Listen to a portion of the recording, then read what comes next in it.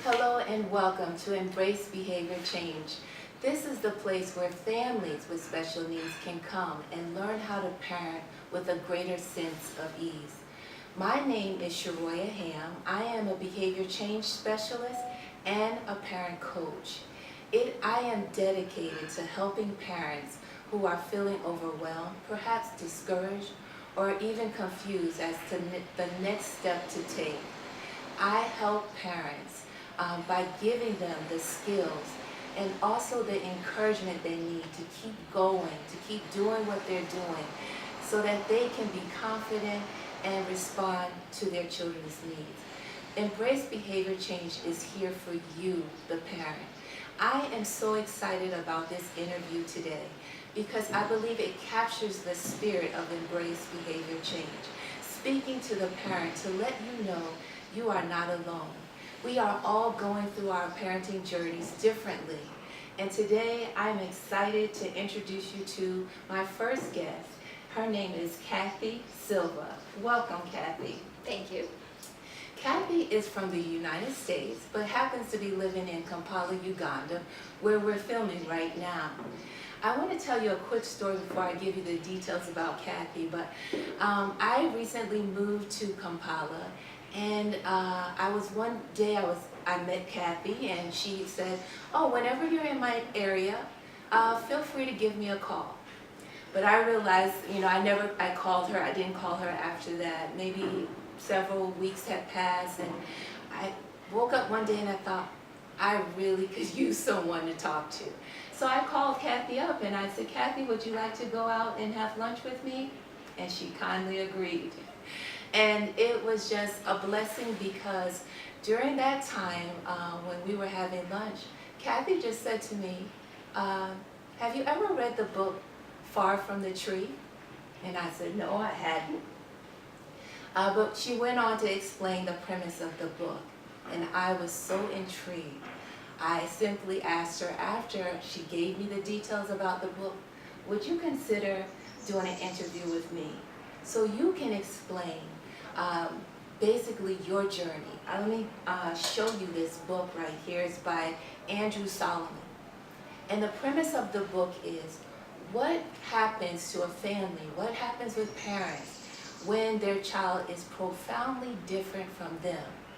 And so in this book, Andrew Solomon, he follows several families over the course of 10 years, right? I think more than that. More than 10 20 years. or 30 years. Wow.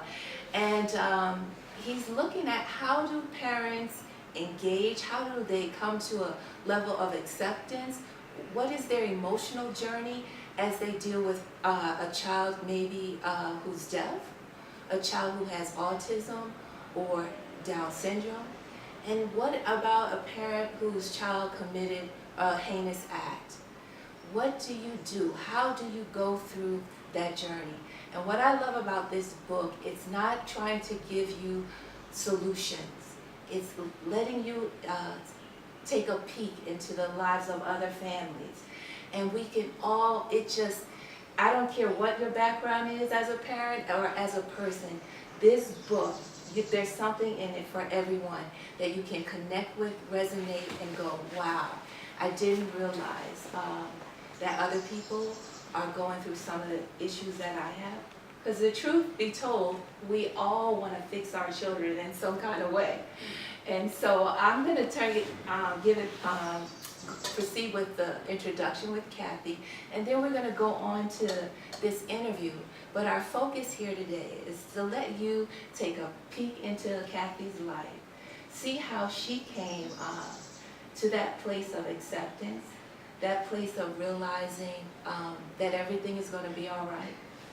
And so here we go. Kathi, why don't you introduce yourself, and then I'll jump in. All right. So as you said, I'm from the States, but living in Kampala, Uganda now. I married a Foreign Service officer, which means that we travel to different countries every 2 to 3 years. And so we've been living overseas for about 16 years now. This is our 7th country. And in the process, we've raised 3 children. I have twins that are on the autism spectrum, They just turned 18 about 3 weeks ago. And then I have a daughter who is neurotypical, as we would say, and she's 13. Awesome. So 7 countries in a matter of 16 years, did you say? Yes, that's right. Wow, and that is, we can delve into that a little bit because as we know, many of you know, children who have autism really are challenged when things change.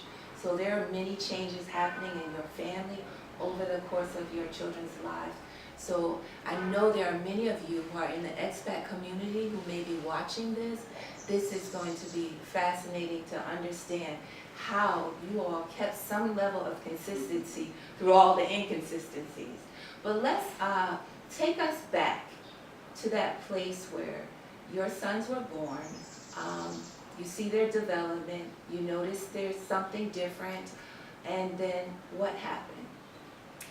Well, so my twins, as in many twin pregnancies, they were born early, although mine were born very early and had some complications in utero. So even from the very beginning, we had our eyes wide open to observe if there were any sort of long-term delays.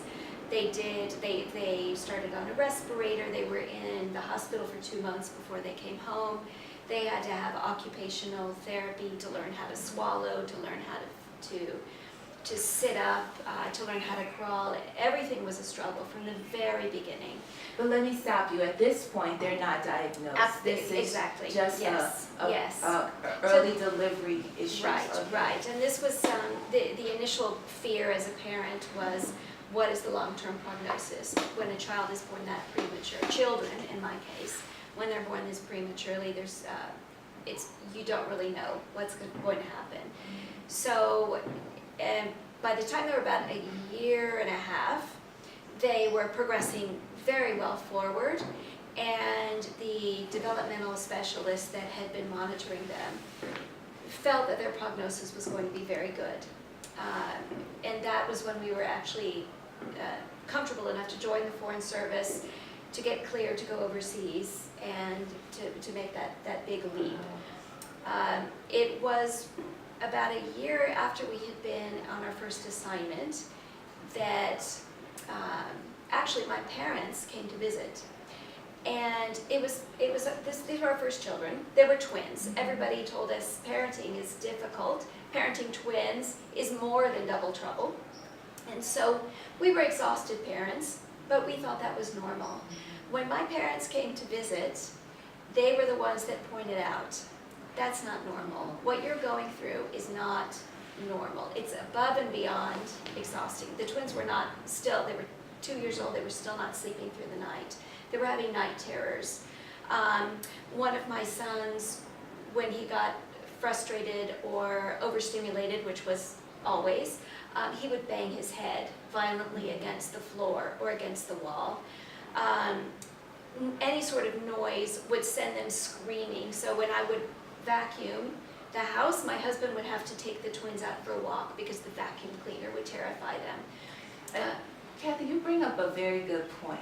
And that is when you allow other people to come in and they see something and they let you know that it's not normal. Sometimes as parents, it's really hard to hear that. Right. But there might be someone watching, and you may have a child and you recognize there's something, like you're working really hard, and someone comes in and says something that they're noticing that there might be something a little off. I think it's okay to just, take a breath and allow that person, especially if you know they care about you, and obviously you knew your mom did. And so I'm assuming you listened to mom, so go ahead. I did listen, and I also realized too that was one of the things about going overseas. As excited we were with the new adventure, it took us out of our zone of people that knew us and loved us, and so I think that it was what made it take a little bit longer than it should have for somebody to point out to me and say, this isn't right. We were dealing with so many other things, with the move and the new house and the new language and this and that, so we kind of didn't didn't really take the time to kind of figure those things out until my parents came, and I was very grateful for that. But I agree. I mean, you had so many other things that led up to it, the premature Right. birth. Why would you think Right. it's not normal? Right. And so, yeah, I think Right. you guys did a great job for that Thank time. you, Yes. thank you.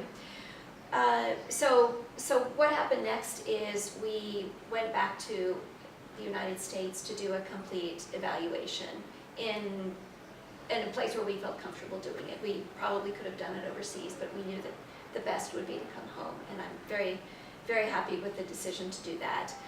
When we got home, that's when the twins were diagnosed PDD-NOS, Mhm. which is kind of a way of saying it's pervasive developmental delay, not Mhm. otherwise specified. It's Mhm. on the autism spectrum, but they can't quite figure out exactly where they fit.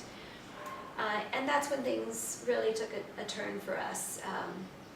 That was a really hard diagnosis to get because I thought that we'd gotten over the struggle. That I knew the premature birth was very overwhelming, and we were moving forward. And to have this other roadblock was really really difficult.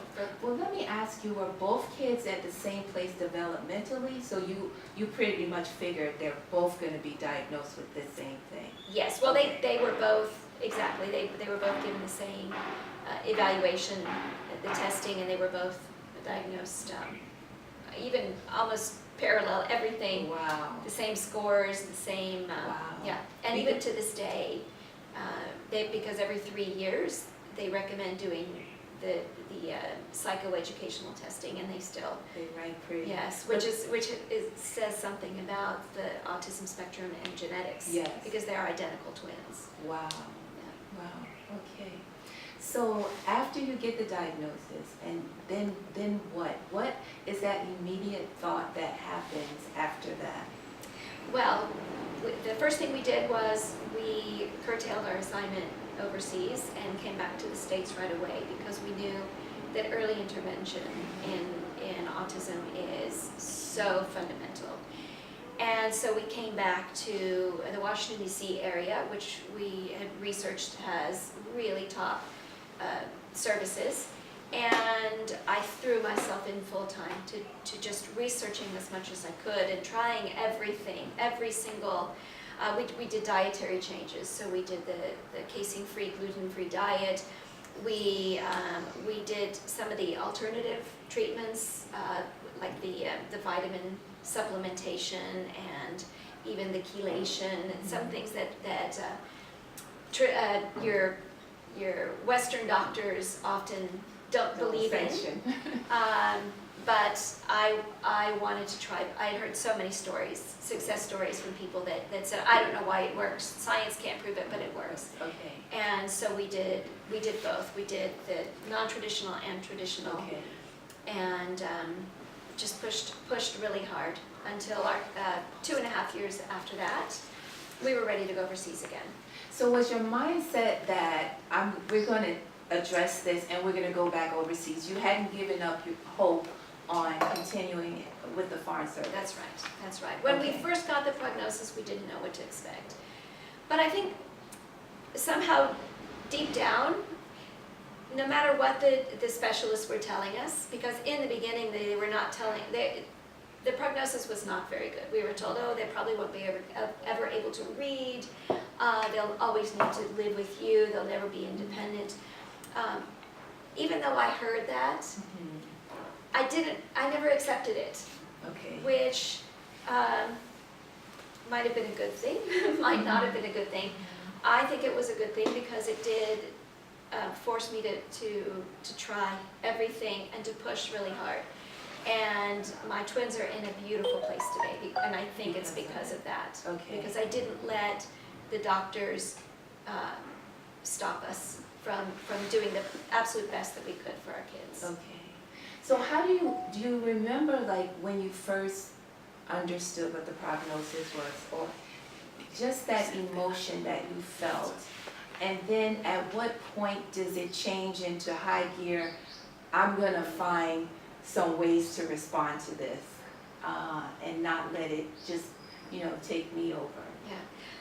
I think it's different for every person. Mhm. For me, I went through, I guess, just a very brief low period, but didn't last very long at all. Okay. I don't know why. I guess I just, I don't know, I had so much love for these kids, and I knew that even from the very first trimester of my pregnancy, when I had had a difficult pregnancy and the doctors told me that probably neither one was actually even expected to survive the pregnancy, they did, and every time the doctors had given me kind of a negative prognosis, the twins had proven them wrong, and I just kind of felt in me that they're going to keep doing that. And so I guess luckily for me, I didn't have so much of a long-term down period. That's not to say that throughout these years I don't have ups and downs. I absolutely do. To this day I do. Right now my kids are 18. All of their friends are talking about going on to universities, and they're applying to these top-notch universities, and I know that's not in the cards for my twins, and it's a little bit disheartening. I know that socially my twins suffer, but that's one of the effects of autism, and they have a hard time. They're socially awkward, and in high school that's so important, and they know that they're awkward, and they want to be included in parties and have girlfriends and stuff, and it's not happening for them. So I'm always having ups and downs, absolutely. Yes. Okay. So Kathy, you talked about, that there are definitely highs and lows. And I know in working with other families, there's a challenge of when to kind of push for development and intervention that a child needs to develop, and when to kind of pull back and just accept the fact that that's an area of deficit that will not change. And I don't know if you remember, but in the book there was a woman by the name of Silva, and I just loved her because she wasn't well educated, but she just took her mama bear intellect and decided to just write down a list of things that her son could do, a list of things that he had difficulty doing, and then a list of things that he wasn't able to do. And she decided that she was just going to come to grips with what he couldn't do, and put all of her energy on helping him do the things that he could do, and trying to help him find ways to do the things that he found difficult. And so I wanted to know if you could help me understand, and our audience to understand, when those, like you said, you try different interventions. So like, of course I'm thinking you're excited, let's give this one a try and see how that works. And maybe it works a little and not a lot, and then you move to the next one. How did you know when to pull yourself back and say, I'm not going to try it again, or I'm just going to take a moment and leave that alone? Perhaps it will come as my kids develop. Walk me through that decision-making process. I wish I could say there was a decision-making process and that I was as organized as this mother was with my list. I can't say that I had that system going. I don't know. I guess I know that I feel that my kids will be able to can do anything that anybody else can do. It just takes them 3 times as long, and it takes them 10 times as much effort. So I guess what I do, especially now that my kids are older, they definitely have a lot of say in what they're willing to do and what they're not willing to do. So my job as a mom is to let them know that they are admired for the effort that they're putting in, and that every bit of effort that they put in gets them that much closer to the finish line, but that it is harder for them than other kids. And they know that, and I think it's actually a sense of pride for them that they are where they're at, because they've had to work really, really hard. And so I guess that's that would be my method, is just to make sure that my kids can take some ownership of their progress, and then it's up to them to make it work. And I'm always there to encourage them. Well, I think that's great because I think you and I still have something in common in that you're focusing on what they can do. Right. And as some disability groups say, respect their ability. Yes. And not only that, what I love the part that you add to it is that you also got your children to respect their ability. Yes. And that is so, so powerful. Absolutely. And I think actually my children taught me that too, because I've made a lot of mistakes as a mom, and there have been times where I've gotten frustrated with them and impatient with them, and they've pointed out to me, look, we're doing the best we can, it just takes us longer. And they're the ones that kind of pointed that out to me. And my twins are amazing. I have to brag. Go ahead. They started. Both of them started to get into music a few years ago, and one of my sons took up piano just recently, about a year and a half ago, and they both started composing as a way to express themselves, because one of their difficulties is pragmatic language, being able to have a conversation and be able to express themselves in real time. But by writing songs, they have a lot of time to think about their emotions and things. And one of my sons wrote a song called Differability. Differability. Instead of disability, he says, I don't see myself as having a disability. I see myself as having a differability. I'm different. My abilities are different, but it's not something that's stopping me. And that's his attitude. And the song is beautiful. And that's... Well, we have to get this song published. I'm so Sure. excited. I'm looking forward to it. And I know, Kathi, you are working on a book, and I'm hoping that when this book is finished, you can come back, we can do another interview.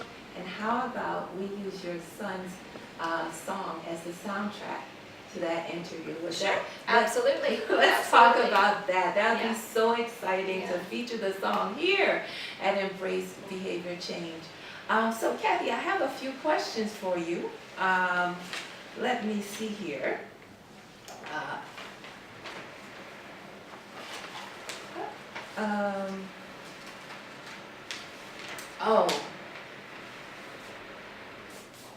Let's see.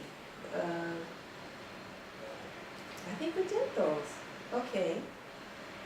So my question now is really how do you think having all three of your children, because you're a whole mom. You're not just a mom of two boys with autism, but your parenting journey, because it includes having another child after having these two lovely boys, those emotions there. Can you take us through some of those excitements, highs and lows again, just overall as a mom? I think one of the profound lessons I learned from my daughter was how important that attachment bond is with your child, because with the twins, one of the effects of autism is it's really hard for the child to show any attachment to the parents. They tend to be in their own world. Oftentimes they don't like physical touching, so hugging and kissing is not something they like to do. So the parents feel overly frustrated because there's not much of a reward. They're not getting that love back. They give and give and give to the child, and they're not feeling anything in return.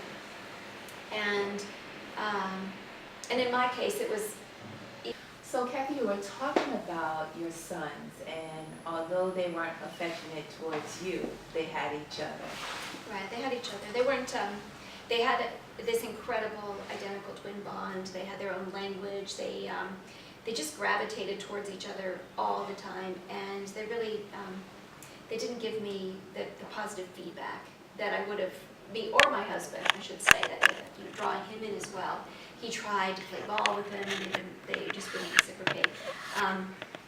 When my daughter came along, she did give us that feedback that we so desperately needed.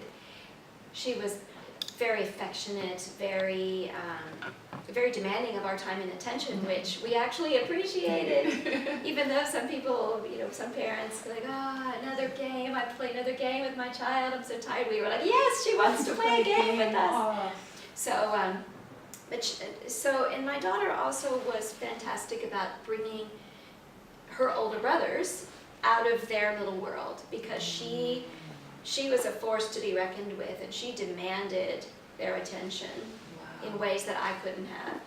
And she brought them out of their shell. She demanded that they hug her, and they would hug her, and she was a true blessing. That's true awesome. blessing. Kathy, I want to hear more about your daughter, but before we do, I want you to speak to that, the mom, like perhaps the mom has, their first child has autism or some other, it could be a hearing impairment, and they're wondering, should I have another child? I suspect maybe you went through that. How did you manage that emotion? Well, our daughter was sort of a bit of an accident. We did want to have more children. And then we got the diagnosis of the twins, and we thought, let's just hold off a bit. And that's when she came along.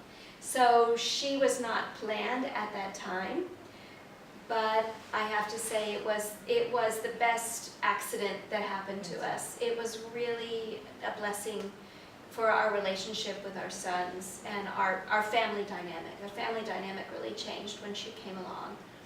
And that's so awesome, for parents to be encouraged that you can have another child.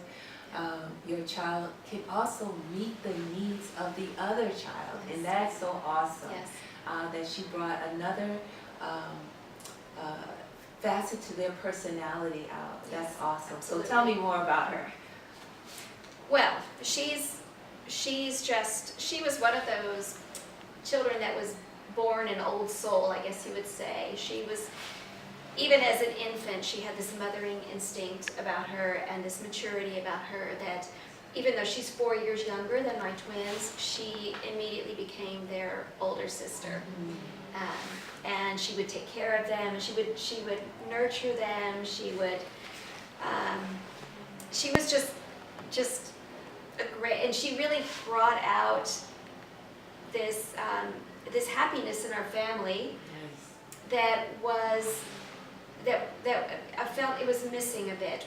We were a happy family to begin with the twins, but it was my husband and it was the twins, and it was like kind of almost teams. My daughter came along and just mixed everything up, and she brought the twins out. She and my husband had this amazing bond that he felt he never really had that closeness and that connection with the twins. He had it with my daughter. The twins gravitated towards me always. So here he had a place now, and it was with her. And so she's a wonderful, amazing kid, and she still is to this day. She's 13 now. And Thank you for sharing that, and it made me think about my own family, how much my children are a part of mothering. Like, I'm the mother, but they also mother, help each other out. So I think sometimes we as mothers, we carry that, I have to care for our child, and there's mother guilt, especially when you have a child with special needs. Am I putting too much on the other child? But if you talk to many children who have siblings with special needs, they actually appreciate it, caring for. But let me bring up another point that I think is important, because I don't know, it's important for parents to also not put too much pressure on the kid. My daughter, because she felt this need to be so nurturing and this maturity, she took too much responsibility, and she actually developed quite a bit of anxiety, and did have to go at some point talk to a counselor that had to remind her, you're still a kid. You are not the mother of your older brothers. You need to relax and let your mom take care of some things. I don't feel that I put that on her. She put it on herself. So it's important that you monitor younger siblings or other siblings and make sure that they're not doing more than they need to. For sure. As with everything, it's such a balance, Yeah. and that is a challenge of parenting in general. But there's the extreme on both sides, where a mother thinks she has to do everything and doesn't want to so-called burden the other child. But again, I've seen so many cases where it's not a burden, but they're a blessing to that child. They develop such a level of sensitivity. Absolutely. And they usually go into a career that Yeah. supports those other people with special needs. So, but I'm glad you brought out the counseling part as well, because that is so important. If you find your child is in need and you're not able to address it, whether you're talking and they're still feeling sad, they're still feeling like, no, I have to save the universe. Kudos to you for getting your daughter that extra support. So glad. Now I want to talk about your expat lifestyle. How did you manage that? I think you said you went back overseas after they were 4? They were beginning first grade, so they were Okay. 5 or 6. Okay. So yeah, so the twins were beginning first grade, and my daughter was just barely 2. And we went back overseas. We made sure we did lots of research. At this point, we were educated and prepared. That was one of the things that I did while I was in the States, was educate myself to what I would need to know, where I was going, and how I could find the information. So we ended up going to a country that we made sure had all the services we needed. And what country was that, may I ask? Yes, South Africa. Okay, South okay. Africa. And it was a fantastic experience. It was absolutely fantastic. And I started to, at that point, become an advocate for other parents in the Foreign Service with special needs kids. And I advocated the benefits of being overseas, that you've got sometimes you get full-time household help that you can't necessarily get in the States. You can afford in overseas, so you can dedicate more time to your children rather than doing dishes and cleaning and laundry and stuff. You hire that out to somebody else so you can be there for your kids. The small school sizes were phenomenal for my kids. The twins were in classrooms with 12 other kids, so they had that individualized attention that was really helpful for them. So there are definitely a lot of benefits to this Foreign Service lifestyle for kids with special needs. There are, of course, downsides as well.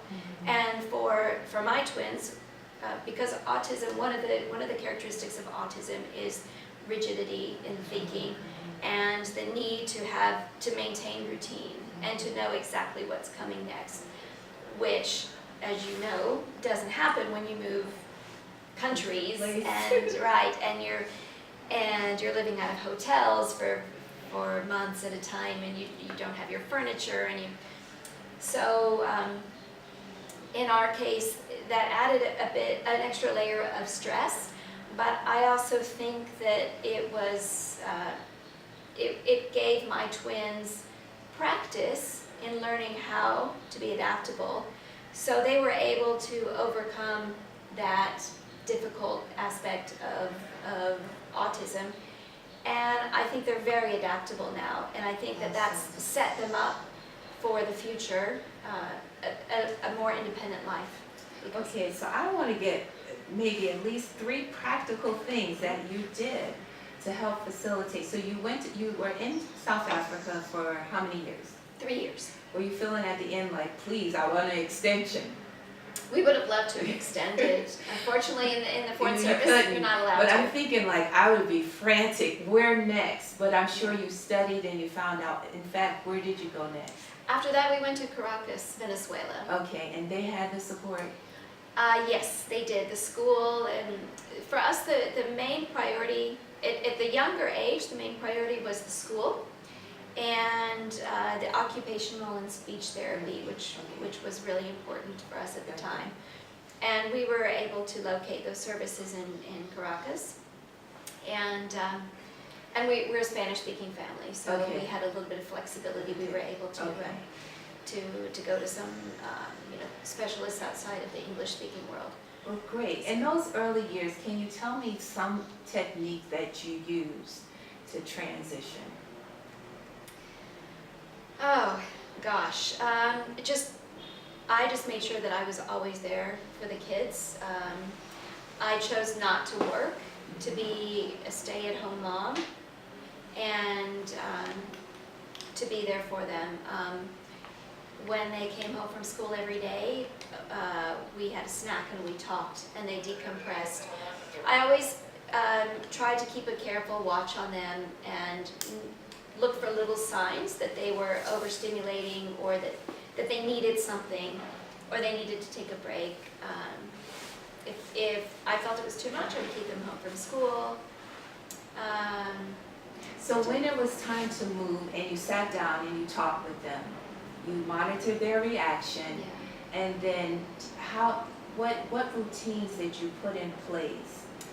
Well, the other thing that we did is that we gave them plenty of advance notice when we were moving. Some parents feel differently. They feel like if we tell our children too early, then they'll keep worrying about it and they can't think about anything else, and it will take away from their experience. We felt the opposite. We told our kids early on, and we prepared them as much as possible with we showed them pictures and videos of what things were going to be like, and fortunately for my twins, one of their obsessions, because another symptom of autism is that autistic people tend to persevere and focus on certain things. My twins were obsessed with airplanes and airplane rides. So we talked a lot about the airplane rides we would go on, and when we transitioned, we had to fly to the United States, we would have to fly to visit family in different places, and then we would have to fly to the new country. So they were so excited about all the flights we would go on. That's good. that was, I think, enough for them. The transition itself wasn't hard. I think what was hard was setting up a new home in the next place we go. So How was that significantly harder for you? Well, because the transition is fun. You're doing fun activities. You're visiting fun people, and you're on vacation basically. But when you move and you settle and you get into a routine, it's that initial, especially walking into a new house that has almost no furniture in it, no pictures on the wall, no life to it. It's very scary. It's scary for us adults. I go through those moments where I just feel like, how is this ever going to be home? This doesn't feel right. Yeah. And I imagine you multiply that by 10, and that's what the kids are feeling. So I guess we always pack the essential comfort items in our suitcases. We would also mail a few things ahead of time so that they would arrive to my husband's office, and then they would be there when we got there. The blankets, special photo albums, things like that. I think you brought up some good strategies.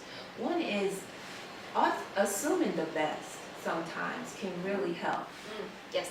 That it's going to work out, and here's our game plan, and try it first before actually saying it won't work. And if it doesn't work when you assume the best, you can always change the plan the next time. But I think it's important, as you decided, no, we're going to sit down and tell them. at least give it a try. And then, like I said, alter the plans as you need to. And then the other thing is mailing things in advance, knowing what is comforting and making sure that's available. And then I think the other strategy is keeping a good watch. Yeah. Even at this time, it's okay to take notes.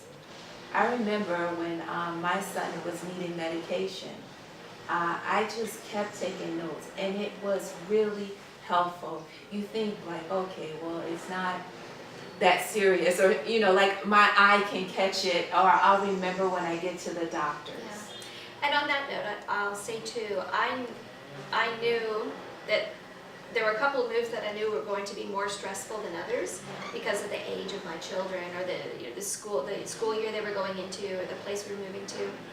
So before we moved, I met with our psychiatrist, and we discussed increasing the anxiety medication, a dosage or two, and so I was also very proactive in that sense. Excellent. Knowing that would really help them.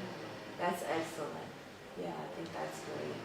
So now, for someone who is about to join the Foreign Service, has a child with a special need, what would you say to them?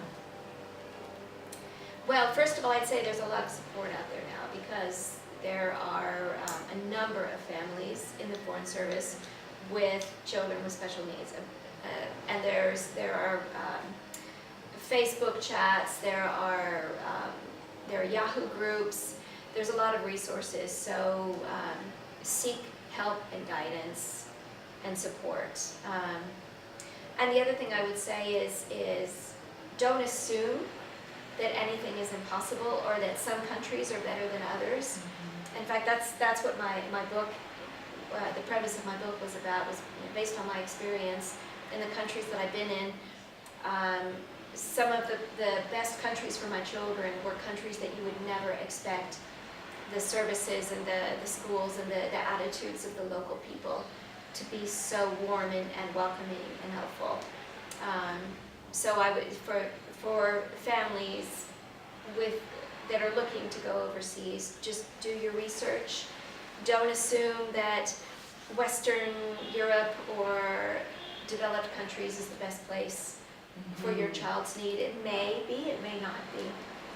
And I think that what you said is so critical. I think there's some kind of quote I've seen before. It's like a mother who wants to know something works harder than a private investigator. I mean, and it's important to know your child's needs. Yep. Because even though this country may have more, and someone is on a Facebook forum or some other forum, just singing the praises of a particular school or a country, it may not meet your child's needs. Exactly. And so I like the fact that you brought that up. That is so critical. Don't jump on the bandwagon of what schools are supplying these great and fascinating therapies, or has these great resources, because sometimes your child, that's not what they need. So. And the other thing I've noticed and heard stories about is parents that tend to withhold information from schools, or Yes. or from people. They feel the sense of, this is our personal family issue. That nobody else needs to know. But I think that's such a huge mistake. Such a huge mistake. And also the parents that might think, well, once we change schools, the problem will go away. It's the school's problem. It's this. I think, yeah, it's really important to take a step back and evaluate that and think, is it, if this has happened more than once, it's probably not the school's fault, or it's, there's no shame in having a child with special needs. No shame. No shame at all. In fact, to me, it's such a blessing. It's and I love to talk about it with people. I am the first one to say my children are on the autism spectrum. I think it's so people will have perhaps a little bit more compassion and understanding when they meet my children, when they talk to them, and it changes the entire dynamic of the interaction. If they're compassionate to my child will feel comfortable with them, and my child will have a wonderful conversation with them. If they don't know that my child is on the spectrum, and they look at my child and say, why isn't he making eye contact? Why is he not talking to me? This kid's rude. And then they're not friendly with my child. And Yes. so, yeah. And I think that's what I loved about this book. I may not have a child that fits in any of the categories in this book, but it made me think, how do I want to relate to parents who are going through this? What's my responsibility now of an aware person? How would that parent want me to engage their child? So this is a great way to segue into my rapid fire questions. So I wanted to know, what's one act of kindness that you would like the public to consider doing for a family who has a child with special needs? Just be patient. Patient and compassionate. You know, yeah.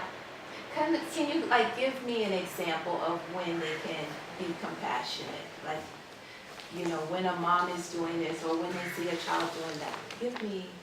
Ooh, I can think of lots of examples. If you're on an airplane and you hear a child screaming, don't assume that the parent is just a bad parent. Mm-hmm. Don't give dirty looks, give the eye or scream at the parent. Tell your kid to shut up. Mm-hmm. But what could they do? So they shouldn't do that, but what would you suggest they do? I would say, can I help you with anything? There we go. I love that. That is such a, can you imagine, you have to take this trip, you have to go somewhere. And the fear, I know, I traveled with 3 kids, and I just thought, can you just be quiet the whole time, Right. But it's just near impossible. And then if you have a child with special needs, it is, you're tense for however many hours. And many of us who travel as expats, 19 or so hours. And so I think even if you're watching this video and you're an expat who doesn't have a child with special needs, I would hope that you would reach out to people in our community, even before they leave, to ask them, what can you do in helping them prepare for the plane ride? Or, maybe that could be something the CLO offices could say, let's see how we can coordinate so someone can sit near you who knows you, familiar with the kids, can allow you to go to the bathroom. So that's a thought. What would you like your kids to know about mothering? So each one. What would I want them to know about mothering? Oh, that's an interesting question. And you can take it however you want to interpret it. Okay. So for the twins, I would say that when all of my nagging and criticisms and critiques are coming from a good place. They're coming as a mother because I want them to succeed in life, and I know that society unfortunately will judge them. And so all this, all the practicing we do about making eye contact and having a proper handshake and those things, that brushing your hair properly and tucking your shirt in, as much as that annoys them, and this applies to any teenager, right? As much as it annoys them, it's coming from a good place. It's coming from my heart, because I want people to love them as much as I do, or as even somewhat close. I want people to think highly of them. And I guess that would be for all 3 kids. Okay. I want them I want the world to see that they're amazing kids, amazing people. That's awesome. That's awesome. And then my last question would be, what would you tell your younger self as the new mom of these lovely twin boys?